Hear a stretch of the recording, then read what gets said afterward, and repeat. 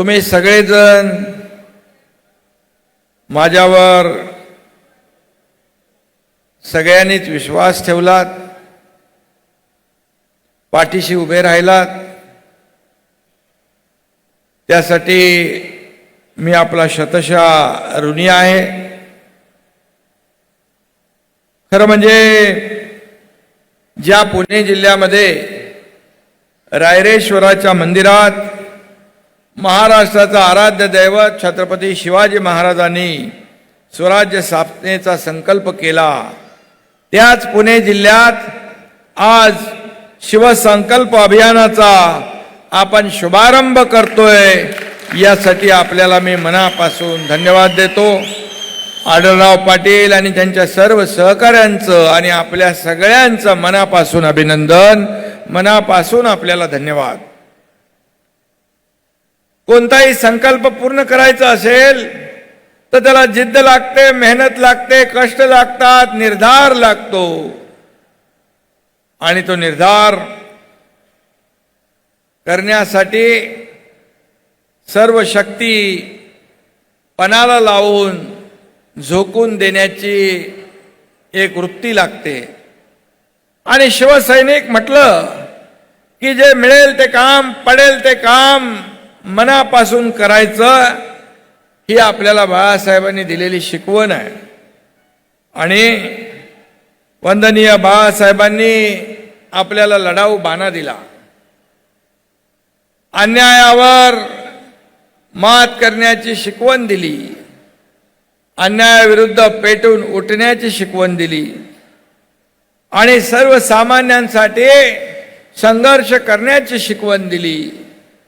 आणि म्हणून बाळासाहेबांचा विचारांचा वारसा हाच खरा वारसा आहे, हे लक्षात ठेवून आपल्याला येणाऱ्या प्रत्येक आंदोलन असेल, निवडणुका असतील, लोकांची कामं असतील, यामध्ये उतरावं लागेल आणि आपण आता त्याची सुरुवात केलेली आहे। खोट्याच्या कपाळी गोटा ही म्हण आहे, ती खरी करून आपल्याला दाखवायची आहे। खरं म्हणजे खोटं बोलून ज्यांनी शिवसेना भाजपा ही नैसर्गिक युती तोडली, खोटं बोलून ज्यांनी आपल्याच माणसांचा विश्वासघात केला, खोटं बोलून ज्यांनी हजारो लाखो शिवसैनिकांचा अपमान केला, त्यांना त्यांची जागा दाखवून देण्याचा हा संकल्प आहे असं मी म्हटलं तर वावगं ठरणार नाही। आणि म्हणून 1.5 वर्षापूर्वीचा सगळा घटनाक्रम आपल्याला माहीत आहे। आपल्याला मी त्याच्यामध्ये जास्ती खोलात जाऊ इच्छित नाही, कारण आपण सगळेजण व्यासपीठावर बसलेले सर्व नेते पदाधिकारी आणि आपण सगळ्यांनी मला साथ दिली आणि त्यामुळेच मी आज तुमच्या समोर एक कार्यकर्त्याचा मुख्यमंत्री म्हणून झालेला उभा आहे, याचं श्रेय आपल्याकडे येतं। आणि म्हणून मी एक उर्दू मधला एक शेर आहे, मैं तो अकेला ही चला था जानी ये मंजिल मगर लोग आते गए, कारवा बनता गया। आणि आज हा कारवा आपण पाहतोय एवढा मोठा झालाय आणि या आजच्या आपल्या गर्दीवरून या ठिकाणी पाहायला मिळते, रोज प्रवेश होत आहे। शिवसेनेमध्ये इतर पक्षातले कार्यकर्ते पदाधिकारी येण्याची चढाओढ आहे, कारण जर मी चुकीचं पाऊल उचललं असतं तर हे झालं असतं का?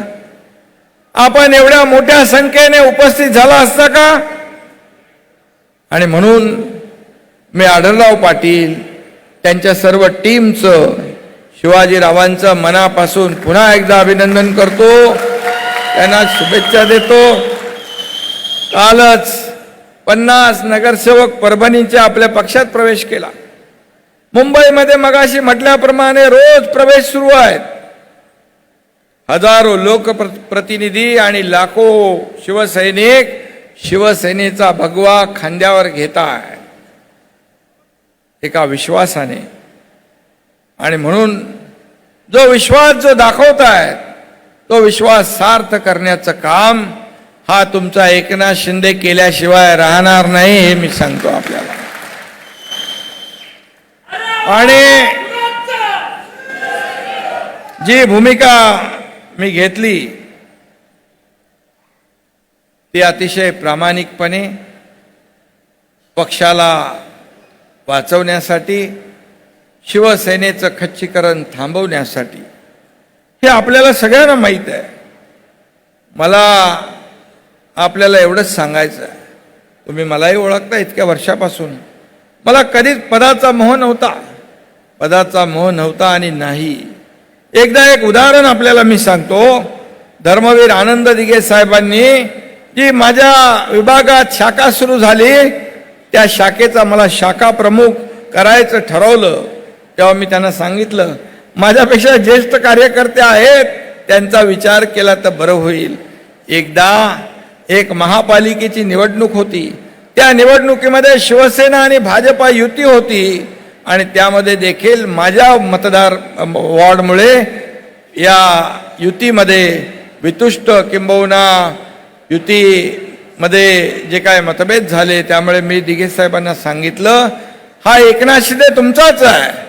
हा एकनाथ शिंदे तुमचा असल्यामुळे माझ्यामुळे तुमच्यावर कुठलाही असा प्रसंग येता कामा नये, अशा प्रकारचं काम मी त्या काळात केलं होतं.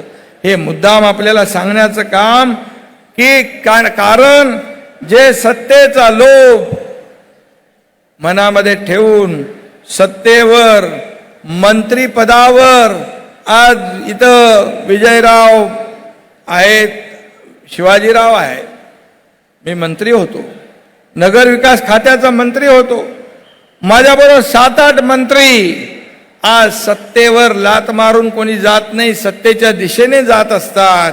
परंतु या महाराष्ट्रामध्ये सत्ता सोडण्याचं काम बाळासाहेबांचे विचार पुढे नेण्यासाठी आम्ही केलं. बाळासाहेबांची शिवसेना टिकवण्यासाठी आम्ही केलं.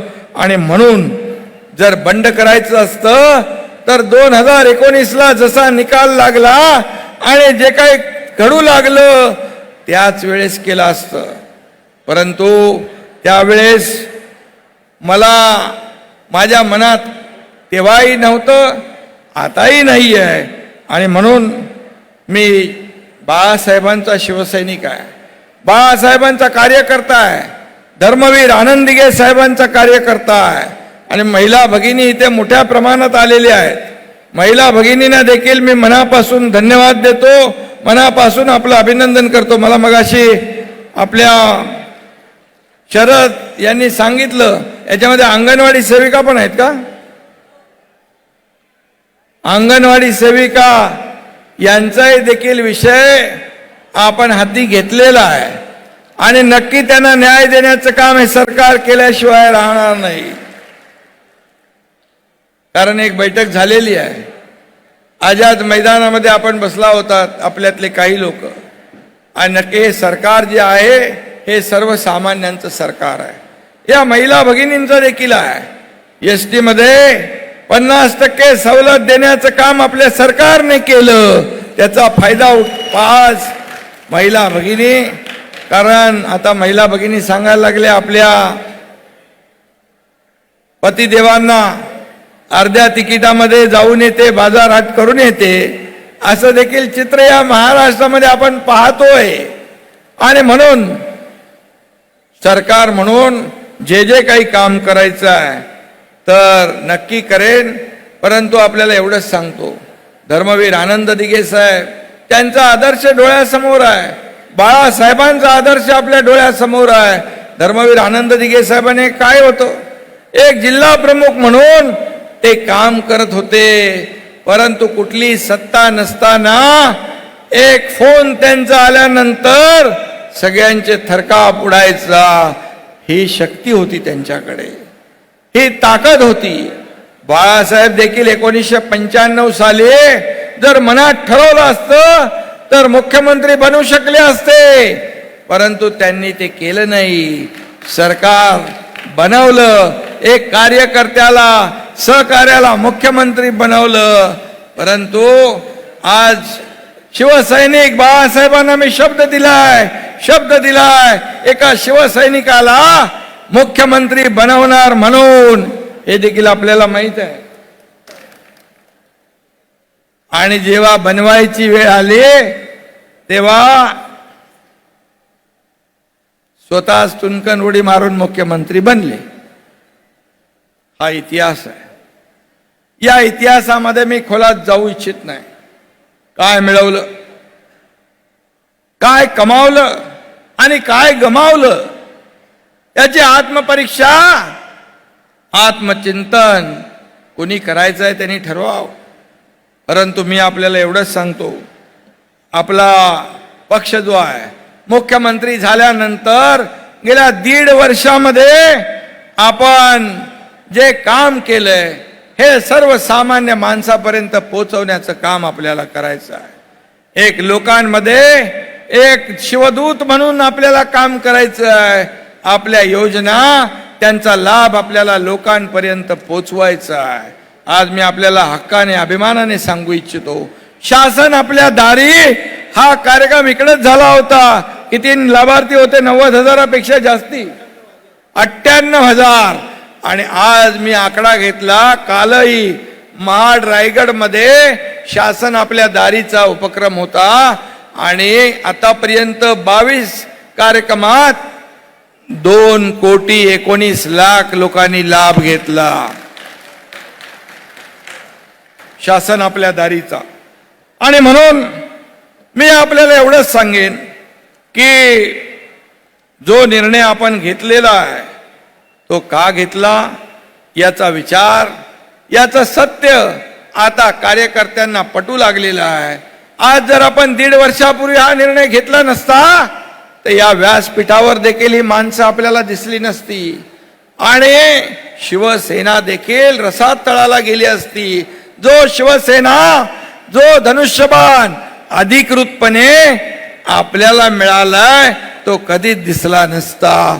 अशी परिस्थिती निर्माण झाली असती.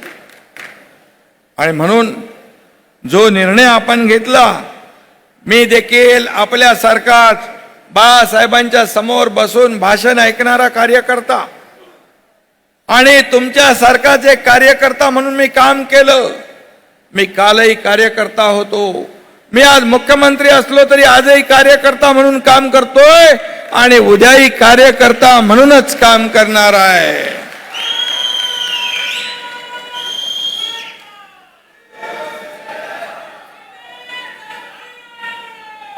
आणि म्हणून 1.5 वर्षात जे आपण काम केलं या राज्याच्या विकासासाठी, या राज्यामध्ये अनेक योजना आपण आणल्या.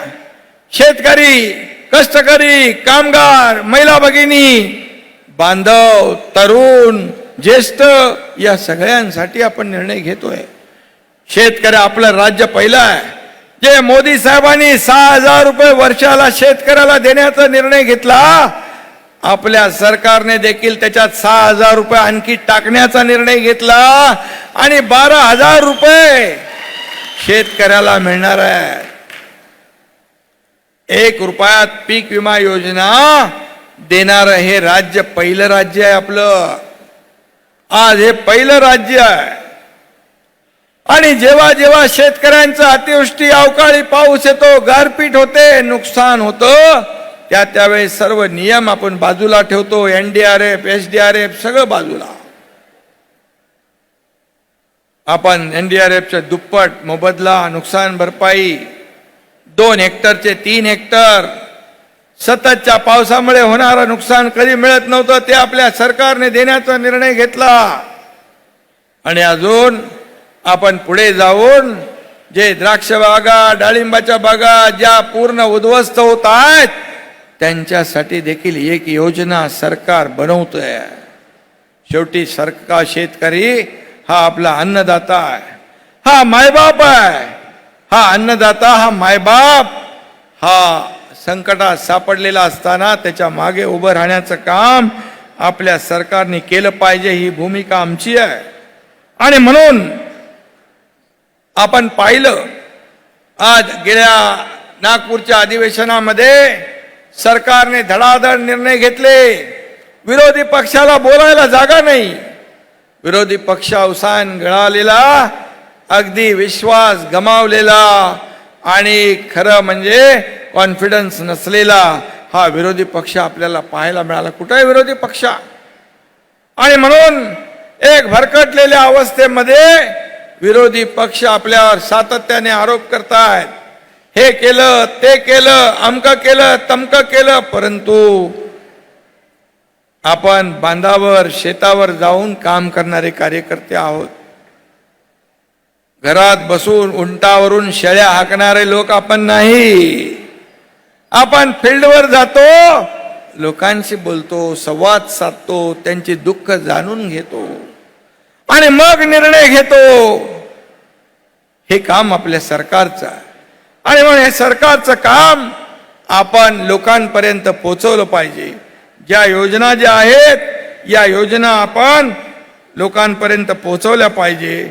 आणि खऱ्या अर्थाने आज अजितदादांचं आपण मगाशी नाव घेतलं, मोदी साहेबांचा करिश्मा, त्यांनी देशासाठी केलेलं काम, अर्थव्यवस्थेला दिलेली चालना, 9 वर्षामध्ये जे 50-60 वर्षात होऊ शकलं नाही ते घेतलेले निर्णय, हे सगळं बघून आज देश आपला पुढे जातोय, महासत्तेकडे जातोय, अर्थव्यवस्था बदलतीये आणि आपल्या देशाला एक जगभरामध्ये एक सन्मान, आदराचं स्थान निर्माण करून देण्याचं काम आदरणीय प्रधानमंत्री मोदी साहेबांनी केलंय.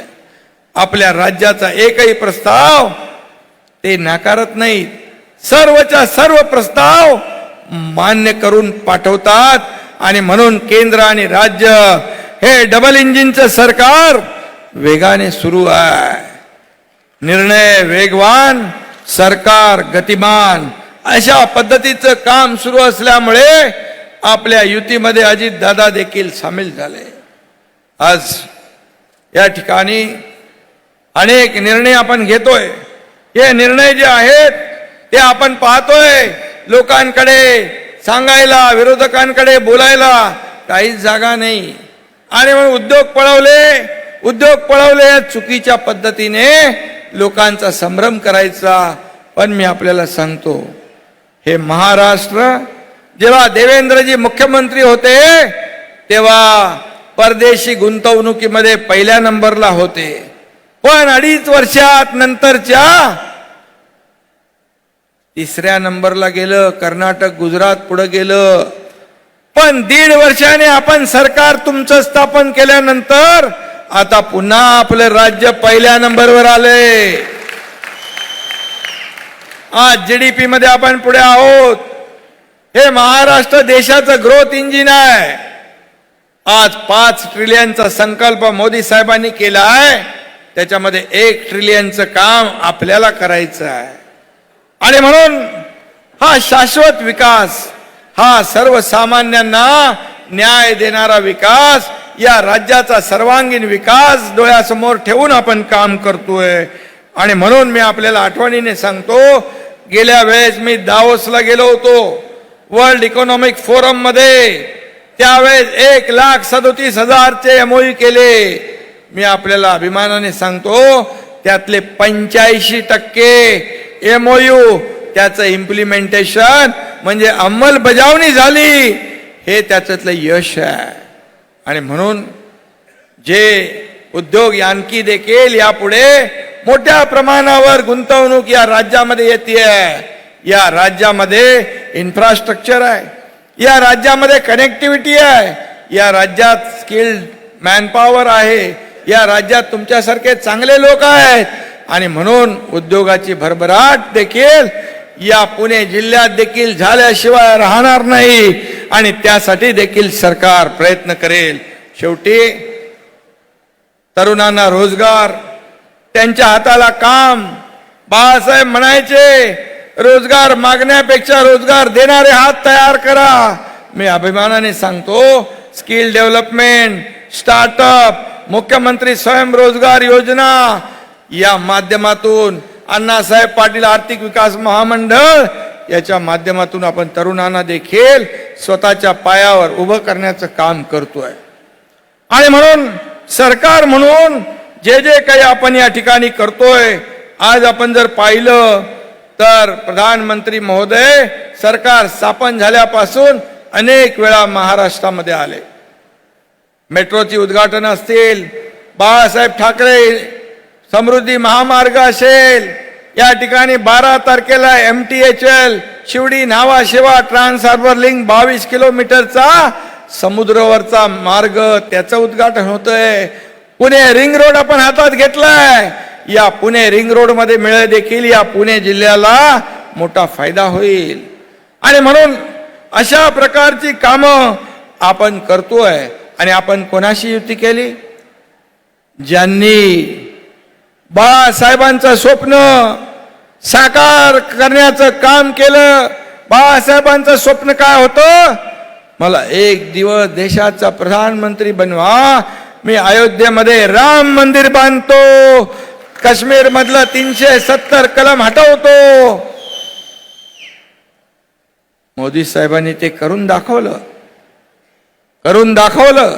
तेव्हा काही लोक टिंगल करत होते, मंदिर वही बनाएंगे, तारीख नहीं बताएंगे. मोदी साहेबांनी मंदिरही बनवलं, तारीखही घोषित केली. आता जे विरोध करणारे लोक तारीख कॅलेंडर मध्ये शोधतायत. आणि म्हणून अशा प्रकारचं नकारात्मक काम गेले 2.5 वर्ष आपल्या सरकारच्या अगोदर या राज्यामध्ये सुरू होतं. आणि म्हणूनच आज या राज्यात गेल्या 1.5 वर्षामध्ये आपल्याला माहित आहे, सगळ्या सणावारावर बंदी होती, निर्बंध होते. आपलं सरकार आल्यानंतर काय झालं? सगळे सण वार उत्सव सगळ्या बंद्या आपण काढून टाकल्या, निर्बंध मुक्त सगळं केलं आपण. आणि शेवटी आपली परंपरा आहे, आपली संस्कृती आहे. आणि संस्कृती जी आहे ती आपल्याला टिकवायची आहे, वाढवायची आहे. आणि म्हणून आपल्याला मी या ठिकाणी सांगायला आलोय की सरकारने आता लोकसभा मिशन 48 आपला आहे. मोदी साहेबांनी तर सांगितलं अब की बार 400 पार. अशा लोकसभेच्या घोषणा प्रधानमंत्री महोदयांनी दिलेल्या आहेत. मग शिवाजीराव, आपली महाराष्ट्रातली घोषणा अब की बार 45 पार. आपल्याला ते करायचं आहे. कारण गेल्या 4 राज्यामध्ये ज्या निवडणुका झाल्या त्या आपण पाहिलेल्या आहेत. मी एवढंच सांगतो, प्रधानमंत्री म्हणून मोदीजी ज्यांनी या देशासाठी जे केलेलं आहे, समर्पित जीवन त्यांनी केलेलं आहे. आज एकही दिवस सुट्टी न घेता त्यांनी जे काम केलं त्याचं या गेल्या 4 निवडणुकांमध्ये मागच्या लोकांनी आज त्यांच्या कामाची पोचपावती त्यांना दिलेली आहे. आणि म्हणून महाराष्ट्रामध्ये देखील आपण केलेलं काम, केंद्र सरकारने दिलेल्या योजना, आपण घेतलेले निर्णय, आज आपण 35 सिंचनाचे प्रकल्प केले, आज अनेक निर्णय आपण घेतले, शेतकऱ्यांसाठी घेतले, लेक लाडकी लखपती ही योजना आपण केली, महिलांना एसटी सवलती दिल्या, ज्येष्ठांसाठी आपण निर्णय घेतले, अनेक निर्णय घेतले. या कामाच्या जोरावर आपल्याला लोकांपर्यंत जायचं आहे. आणि म्हणून मगाशी आढळरावांनी म्हटलंय, आंबेगाव शिरूर या ठिकाणी कळमोडी म्हाळसा कांत व शिरूरची 12 गावं यामध्ये आपल्याला त्या पाणी योजनेमुळे त्यांना फायदा होणार आहे. आदिवासी भागात शेतीचं पाणी देण्याचा प्रयत्न होणार आहे. बैलगाडी शर्यतीमध्ये आपण या ठिकाणी मोठं आपलं काम आहे. बैलगाडी शर्यत तुमच्यामुळे या ठिकाणी होऊ लागली, यासाठी देखील आपली परंपरा आहे. आणि म्हणून या आपण खासदार 3 वेळा निवडून आलात, पण 3 वेळा निवडून आल्यानंतर आपण पराभूत झाल्यानंतर या ठिकाणी पायाला भिंगरी लावून मतदारसंघामध्ये फिरताय. याची पोचपावती नक्की मिळेल. आपण नेता आहात, अभिनेता म्हणून अभिनेता म्हणून राजकारणामध्ये कधीतरी फुलूकमध्ये होऊन जातं, पण ते कायम नसतं. आणि म्हणून मी एवढंच सांगतो आपल्याला की या ज्या काही योजना आपण सांगितल्या, बिबट सफारी असेल, तुळापूरची आपली संभाजी महाराजांची त्यांचा स्मारक असेल, आणि Pune Nashik semi high speed railway असेल, शिवनेरी वर शिवसृष्टी असेल, आणि त्याचबरोबर पुणे नगर रस्त्यासाठी प्रयत्न असेल, या सगळ्या ज्या आहेत, दाऱ्या घाटाचा DPRचा विषय असेल, PMRDAचे प्रश्न असतील, PMRD मुळे देखील कुठल्याही शेतकऱ्याला नुकसान होणार नाही याची खात्री हा मुख्यमंत्री देतोय. आणि म्हणून हे सर्व प्रश्न जे आहेत, हे सर्व प्रश्न आपल्याला बिलकुल यामध्ये एक बैठक आपण घेऊ. या बैठकीमध्ये शिवाजीराव आपले जे प्रश्न आहेत हे प्रश्न आपण या बैठकीतून सोडवूया, कारण शेवटी हे सरकार आपलं आहे. आज मी आपल्याला सांगतो, मंत्रालय असेल, वर्षा असेल, या ठिकाणी आपलंच आहे. तुमच्या हक्काचा माणूस त्या मंत्रालयामध्ये बसलेला आहे, त्यामुळे तुम्हाला काळजी करण्याची आवश्यकता नाही, एवढा शब्द मी आपल्याला देऊ इच्छितो. आणि आजच्या कार्यकर्त्या मेळाव्यामध्ये आपण एवढ्या मोठ्या संख्येने सभेमध्ये याचं रूपांतर झालेलं आहे. मी त्यासाठी मनापासून धन्यवाद. अगदी लांब लांब पासून आपण लोक आलेला आहात.